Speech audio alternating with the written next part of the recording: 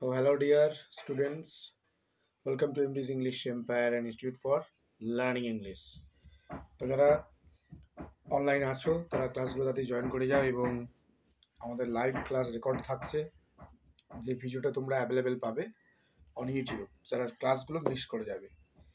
তো চলো, কোনো কারণে যারা স্কিপ করে যাচ্ছ তারা ইউটিউবে ভিডিওটা পরবর্তীকালে দেখে নেবে, যেটা রেকর্ড হয়ে থাকছে। আমাদের এক কপি রেকর্ড করা থাকে অলওয়েজ সব কিছু।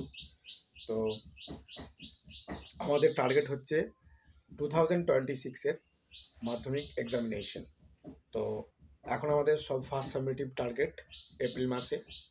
তো এপ্রিল মাসে আমাদের যারা পরীক্ষা দিয়েছি তারা ভালো, এবং যারা দিইনি তাদের পরীক্ষা এখনো হয়নি যে ব্যাচগুলো, সেই ব্যাচগুলো খুব তাড়াতাড়ি পরীক্ষা হবে।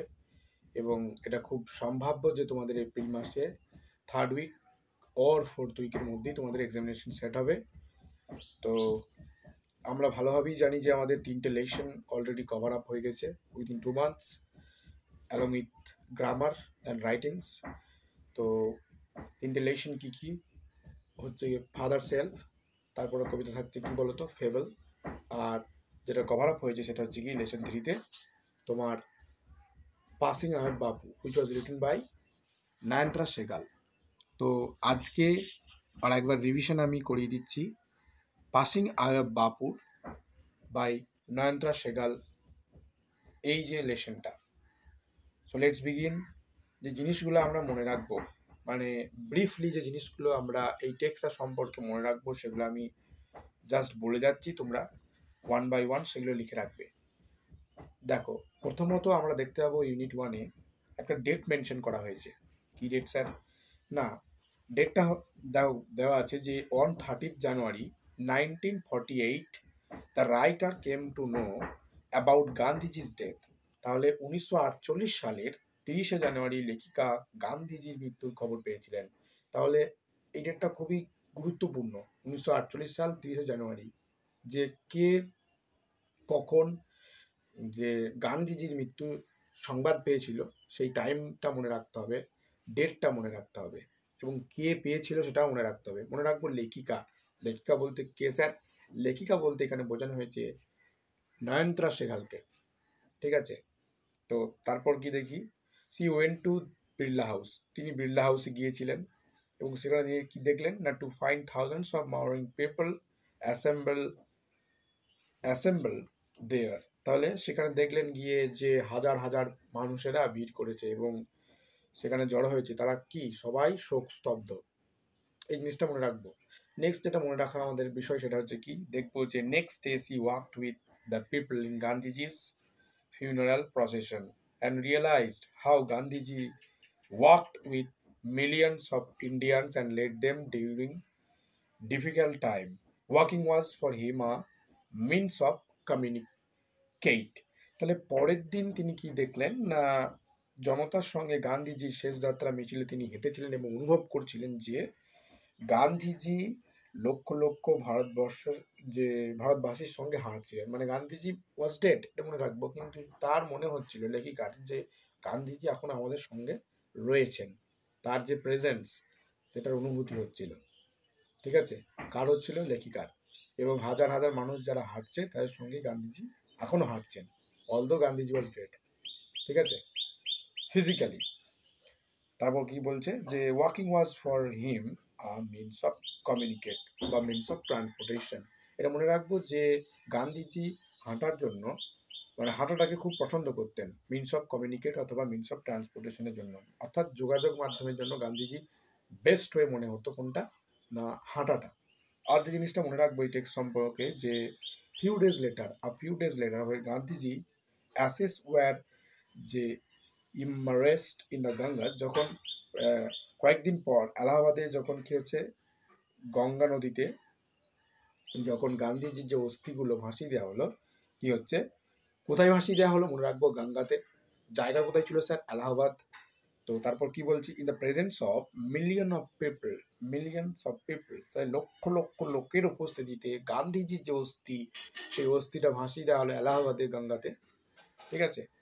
তো তারপর কি হচ্ছে, the writer came back to Delhi, writer Delhi চলে এলেন এবং দিল্লি চলে এসে কি করছেন, অ্যান্ড ফেল্ড যে helpless at the disappearance of magic circle with Gandhiji's death. তাহলে গান্ধীজির মৃত্যুতে যে জাদু বলয় সৃষ্টি হয়েছিল, সেই জাদু বলয়টা কি হচ্ছে, মনে হচ্ছে ক্ষণিকের মধ্যে অদৃশ্য হয়ে গেল। একটা ম্যাজিক সার্কেল হিসেবে একটা কোয়েশ্চেন আসতে পারে যে ম্যাজিক সার্কেলটা কি ছিল, বা ম্যাজিক সার্কেলের ফিলিংটা কে অনুভব করতে পেরেছিল। মনে রাখবো, নয়নতারা সেগাল। হ্যাঁ, অ্যাবসলিউটলি, যারা অনলাইনে আছে তারা উত্তর করছো, দেখে খুব ভালো লাগছে, থ্যাংক ইউ।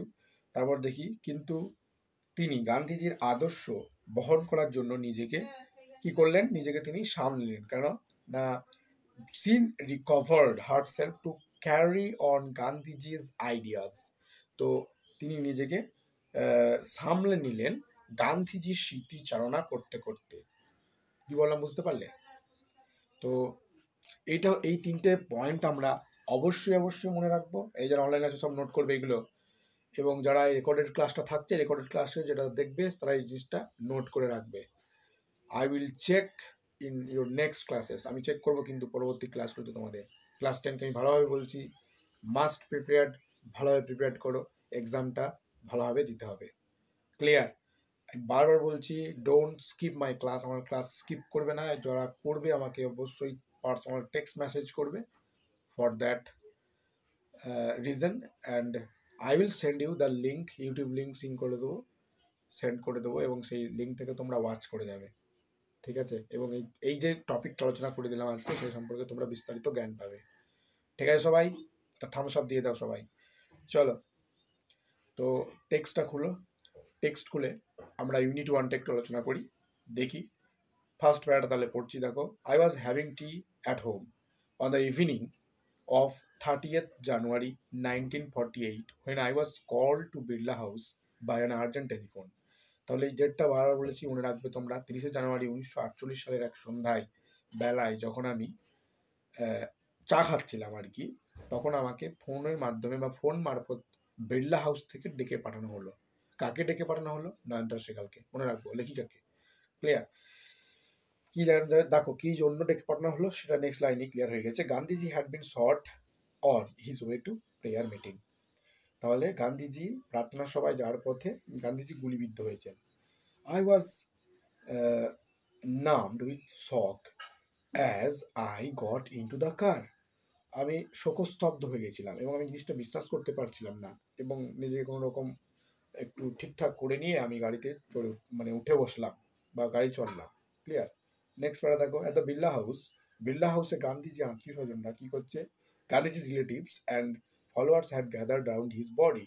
তাহলে বিড়লা হাউসে গান্ধীজির যে আত্মীয় স্বজন এবং গান্ধীজির যে অনুসরণকারীরা কি করেছিল, তার বডির চারিপাশে জড়ো হয়ে আছেন। ভালো করে কথা যেগুলো বলছি বারবার শুনবে, স্কিপ করবে না, ঠিক আছে? আর যারা শুনছো তো ভালোই, অনলাইন ক্লাসে যারা আছো। তারপর কি হচ্ছে না, দেয়ার ওয়াজ সাইলেন্স ইন দ্য রুম। তাহলে সাইলেন্স আছে, দেয়ার ওয়াজ সাইলেন্স দ্য রুম। রুমে তাহলে সাইলেন্স মানে শোক স্তব্ধ এবং নীরবতা ঘরে নেমে এসছে।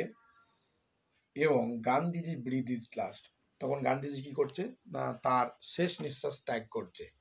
তো গান্ধীজি শেষ নিঃশ্বাস ত্যাগ কোথায় করেছিল প্রশ্ন বারবার আসে। তো প্রশ্নের উত্তরটা হবে বিড়লা হাউস।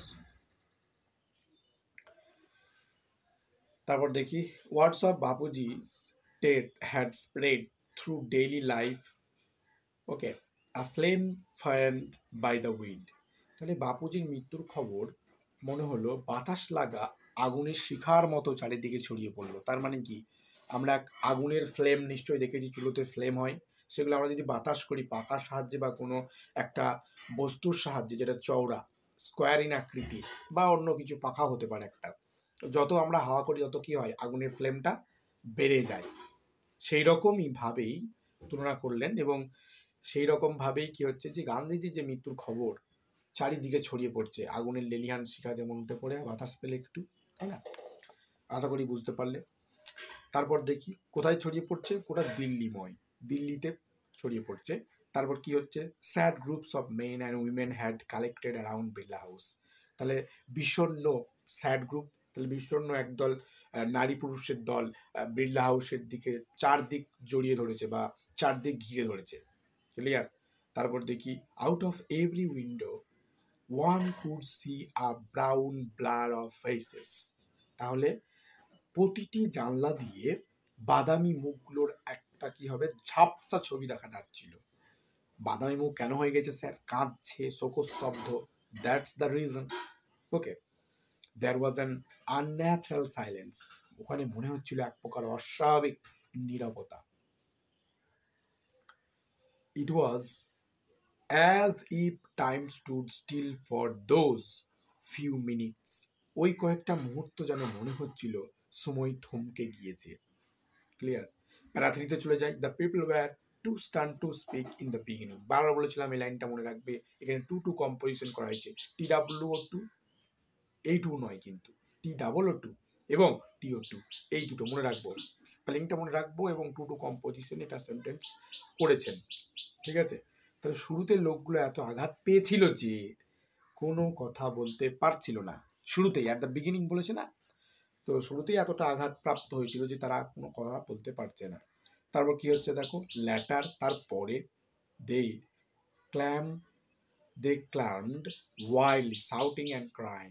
তারপর তারা কেউ উন্মত্ত অর্থাৎ পাগলের মতো কোলাহল করছে এবং চিৎকার করছে। They jostled one another's in the stampede to break into the house. তারা একে অপরের সঙ্গে কি করছে? ধস্তাধস্তি করছে। কেন ধস্তাধস্তি করছে? ঠেলাঠেলি করছে। কেন? একবার গান্ধীজির মুখটা দেখবে আর কি, মরা মুখ আর কি। ক্লিয়ার? তারপর দেখি they calmed a little when it was announced that they would be allowed to see Gandhiji before the funeral. তাহলে ধাক্কাধাক্কি করা ততক্ষণ তারা বন্ধ করলো না যতক্ষণ তারা জানতে পারলো যে তাদেরকে সবাইকেই সুযোগ দেওয়া হবে। গান্ধীজির যারা অনুগামী ছিলেন, আত্মীয় স্বজন ছিলেন, সবাইকেই সুযোগ দেওয়া হবে গান্ধীজির ফিউনারাল অর্থাৎ শেষ কার্য বা শেষকৃত্য করার আগে তাকে দেখতে দেওয়ার সুযোগ করে দেওয়া হবে সবাইকে। প্যারা 4-এ চলে যাই। প্যারা 4, when one is faced with the shock of a loved one's death, one whimpers, what will become of me now that he has left me? তাহলে যখন কেউ প্রিয়জনের মৃত্যুতে আঘাত পায় সে কাতর স্বরে বলে, হুইম্পার, সে কাতর স্বরে কি বলে? What will become of me now that he has left me. ও যে চলে গেল এবার কি হবে? উনি যে চলে গেল, ও যে চলে গেল, একজনকে যখন ছেড়ে চলে যায় কোনো প্রেমিক প্রেমিকা, কোনো দম্পতি, তখন এটাই মনে হয় যে ও ছাড়া কি হবে, আব মেরা কিয়া হোগা, তাই না? তো তারপর কি হচ্ছে দেখো এখানে যে this was surely the questions appear most in the mind of the morning people. তাহলে প্রায় এক প্রকার নিশ্চিতভাবেই বলা যায় যে এই প্রশ্নটা সবার মনের মধ্যে আসছিল ওই সময়টাতে। ওই যে শোকস্তব্ধ মানুষগুলো ছিল, মর্নিং পিপল, তাদের সবারই মনে একই প্রশ্ন আসছিল। They looked like lost children. তাদেরকে দেখে মনে হচ্ছিল যে তারা কি বলতো একদল যে অনাথ শিশুর মতো, তারা তাদের বাবা মাকে হারিয়েছে, অর্থাৎ এখানে বাপুকে হারিয়েছে, অনাথ শিশুর মতো মনে হচ্ছিল। It was the question in many of our hearts. তাহলে এই প্রশ্নটা আমাদের অনেকেরই হৃদয়ে, ঠিক আছে? তারপর কি হচ্ছে, অ্যাজ উই স্যাট, আমরা যখন বসলাম, স্টিল শকড অ্যান্ড আনবিলিভিং, তখন আমরা সম্পূর্ণভাবে হতবাক এবং আমরা এক প্রকার তখনও বিশ্বাস করতে পারছিলাম না যে Gandhiji was dead, Gandhiji was no more. তারপর কি হচ্ছে, we listen to the broadcast telling the people of India that their Bapu was no more. তারপর আমরা বেতার সম্প্রচার, তখনকার দিনে কীরকম ছিল বলতো, তখনকার দিনে রেডিও বা বেতার সম্প্রদায় ছিল, রেডিও সম্প্রদায় তো নয়, অ্যাকচুয়ালি রেডিও ছিল, সেটাকে বেতার সম্প্রদায় বলা হতো আর কি। হ্যাঁ, এখন আমাদের যে টিভি এবং টেলিফোন 4G 5G নেটওয়ার্ক কোনো রকমই ব্যবহার বা প্রচলন ছিল না, তাহলে তখন একমাত্র বেতার মাধ্যম ছিল। তো বেতার মাধ্যম মানে হচ্ছে রেডিও। তো রেডিওর মাধ্যমে তখন ওয়ার্ল্ড ওয়াইড অথবা ন্যাশন ওয়াইড এটা জানানো হলো যে তাদের গান্ধীজি আর বেঁচে নেই, তাদের বাপু আর বেঁচে নেই। আশা করি এই যে ফার্স্ট ইউনিটটা ধীরে সুস্থে তোমাদেরকে যে আমি বারবার পয়েন্টগুলোকে দেখিয়ে দিলাম এবং আলোচনা করে দিলাম, এর মাধ্যমে তোমরা উপকৃত হবে এবং বারবার যারা ক্লাস করলে তাদের তো ভালোই ক্লিয়ার হয়েছে, আর যারা করনি, যারা স্কিপ করে গেলে কোনো না কোনো কারণে, তারা মাস্ট ওয়াচ করবে, আমাকে মেসেজ করে রাখবে আমাদের টিমকে, এবং আশা করি তোমাকে রেসপন্স করবে এবং তোমাকে এই লিঙ্কটা শেয়ার করে দেবে। আর যারা চাইছো যে আরও একবার স্যারের আমরা ক্লাসটা দেখবো, must visit our YouTube channel এবং লিঙ্ক চাইবে বারবার তোমাদের নিজস্ব গ্রুপে। So bye bye for today, recorded ক্লাসটাও অফ করে দিচ্ছি আমরা। Thank you everyone.